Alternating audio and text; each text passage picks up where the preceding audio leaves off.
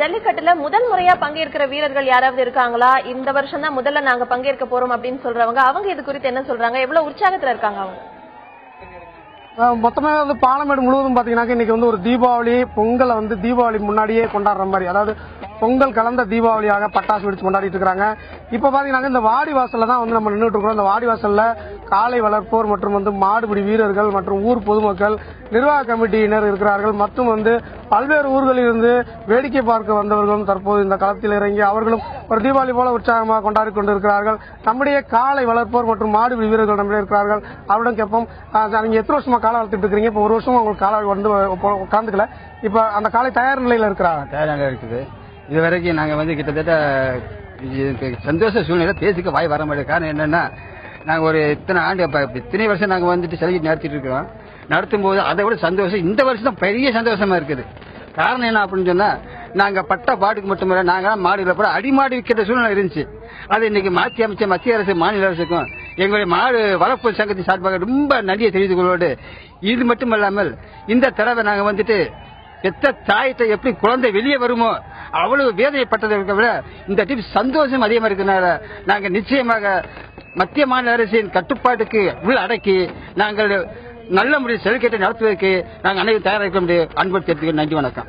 அதாவது அவர் என்ன சொல்றாருன்னா, மாடு போன முறை ஓடல, அதனால போன முறை ஜல்லிக்கட்டு நடக்கல, அதனால அடிமாட்டு வேலைக்கு அடிமாட்டுக்கு கொடுத்துடலான்ற நிலைமையில இருக்கும்போது இந்த அறிவிப்பு தன்னை மேலும் உற்சாகப்படுத்துவதாக தெரிவிக்கிறார். மேலும் நம்மளுடைய மாடுபிடி வீரர் இருக்கிறார், அவரிடம் கேட்போம். போன வருஷம் மாடுபிடி வீரர்கள் நீங்க மாடு பிடிக்கல, இந்த வருஷம் இதே வாடிவாசல்ல மாடு பிடிக்க போறீங்க, இது அந்த அறிவிப்பை நீங்க எப்படி பாக்குறீங்க?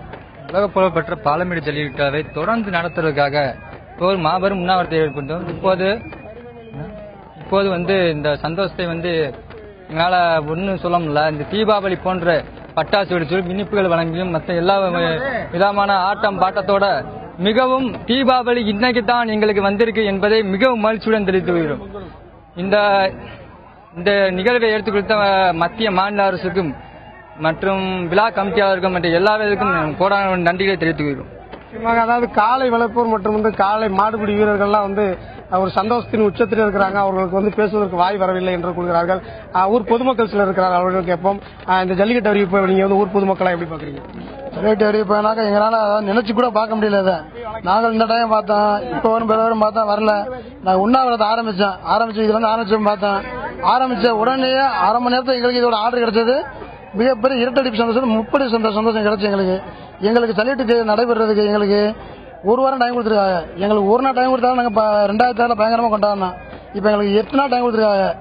அதாவது இமாலய வெற்றி தேடி நல்லபடியா ஜல்லிக்கட்டு நடத்தி முடிவு பண்ணாங்க. அதாவது 2006 ஒரு இடைக்கால தடை இருக்கும்போது எங்களுக்கு ஒரு நாள் தான் அவகாசம் கிடைத்தது ஜல்லிக்கட்டு நடத்துவதற்கு. அதையே சிறப்பாக நடத்தி விட்டோம். இன்னும் 7 நாட்கள் இருக்கிறது. எனவே ஜல்லிக்கட்டை நடத்துவதற்கு முழுவதுமாக தயாராகுவோம் என்ற ஊர் பொதுமக்கள் கருத்தாக இருக்குது. மேலும் சிலர் இருக்கிறார்கள், அவரிடம் கேட்போம். வணக்கம், இந்த ஜல்லிக்கட்டு எப்படி நடக்குது? இந்த 7 நாள்ல நீங்க எந்த அளவுக்கு தயாராகுவீங்க? ரொம்ப வரவேற்கத்தக்க மகிழ்ச்சியா இருக்கு சார். அதாவது ஜல்லிக்கட்டு நடக்குமோ நடக்காதுன்ற ஆவல்ல இருக்கும்போது, எதிர்பார்ப்புல இருக்கும்போது, ஒரு கிராமத்தின் சார்பாகவும் ஒரு பொதுமக்களின் சார்பாக அரசாங்கத்தின் சார்பாகவும் எத்தனையோ தடவை மத்திய மாநில அரசுகளை கேட்டுக்கொண்டோம். ஜல்லிக்கட்டு நடக்குமோ நடக்கான்ற இயக்கத்திலே இருந்தோம். இப்ப அறிவிச்சு வெளியிட்ட அறிவிப்பு ஜல்லிக்கட்டு நடக்கும் என்பது திட்டவட்டமா அறிவிச்சிருன்னு ஒரு காலகட்ட மாடுபிடி வீரனாக நான் ஒரு பெருமை கொள்கிறேன், மிக்க மகிழ்ச்சி அடைகிறேன். எனக்கு இந்த ஜல்லிக்கட்டு அறிவிப்பை வெளியிட்டதுக்கு மத்திய மாநில அரசாங்கத்துக்கு மிக்க மகிழ்ச்சியை தெரிவித்துக் கொள்கிறேன். மாடுபிடி வீரர்கள் மற்றும் காளை வளர்ப்போர் தான் இந்த ஜல்லிக்கட்டு அறிவிப்பை மிகவும் உற்சாகமாக பாலமேட்டில் கொண்டாடிட்டு இருக்கிறாங்கன்னு சொல்லலாம். அவர்களெல்லாம் ஒரு வருடம் அந்த மாடுகளை தீனி போட்டு வளர்த்து இதற்கு மேல் ஜல்லிக்கட்டு நடக்குமோ நடக்காதோ, மாடுகளை வளர்க்கலாமா தொடர்ந்து என்ற ஒரு கேள்விக்குறியோடு இருந்தார்கள். பலர் ஜல்லிக்கட்டு மாடுகளை சந்தைகளில் கொண்டு போய் அடிமாட்டு விலைக்கு விற்றார்கள் என்ற ஒரு செய்திகள் எல்லாம் நிகழ்ந்தது. இந்த நிகழ்வுகளில் தான் தற்போது இந்த அறிவிப்பு அவர்களுக்கு உற்சாகத்தையும் ஊக்கத்தையும் அளித்திருக்கிறது. அவர்கள் தங்கள் மாடுகளை மீண்டும் தயார் செய்கிறார்கள். இன்னும் குறைந்த நாட்களே இருக்கிறது. மாடுகளை அதை தயார் செய்வதற்கு நேர காலம் தேவையில்லை. அவை எப்படி பிறந்ததோ அதே மூர்க்க குணத்தோடு தான் அந்த பழக்க வழக்கத்தோடு தான் மாடுகள் இருக்கும் என்ற ஒரு கருத்து அவர்களை முன்வைக்கிறார்கள். அதே ஒரு மாடுபிடி வீரர்கள் இன்று நேற்று நாளையோ நேற்றோ பழக்கம் இல்லை.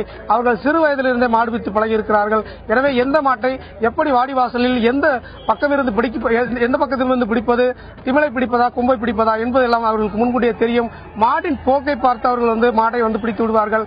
அப்படித்தான் அவர்கள் பயிற்சி எடுத்திருக்கிறார்கள். எனவே அந்த பயிற்சியை வந்து அவர்கள் திருப்பி எடுக்க வேண்டிய சூழ்நிலை ஏற்படாது என்ற ஒரு கருத்தையும் வந்து பரவலாக முன்வைக்கிறார்கள். தொடர்ந்து பேசலாம் சரவணன். தற்பொழுது ஜல்லிக்கட்டுக்கு மத்திய அரசு அனுமதி அளித்துள்ளது. இது குறித்து பொதுமக்கள் தெரிவித்த கருத்துக்களை பார்க்கலாம். ஜல்லிக்கட்டுக்கு அனுமதி தந்திருக்காங்கன்ற போது ரொம்ப சந்தோஷமா இருக்கு.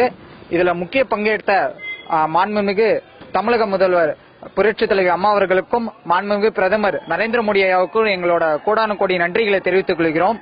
இதுல முக்கியமான விஷயம் வந்து கடந்த 2 ஆண்டுகளா ஜல்லிக்கட்டு நடக்காதனால பல லட்சம் மாடு அறுப்புக்கு போயிடுச்சு.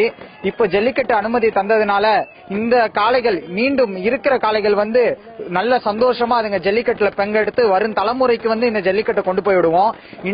இந்தியாவோட கலாச்சாரம் இது. தமிழரோட கலாச்சாரம் ஒரு பக்கத்து இருந்தாலும் இது இந்தியாவோட கலாச்சாரம். அது தமிழர்கள் நடத்தி கொண்டிருக்கிறான்றதுதான் மிகப்பெரிய ஒரு பெருமையான விஷயம்.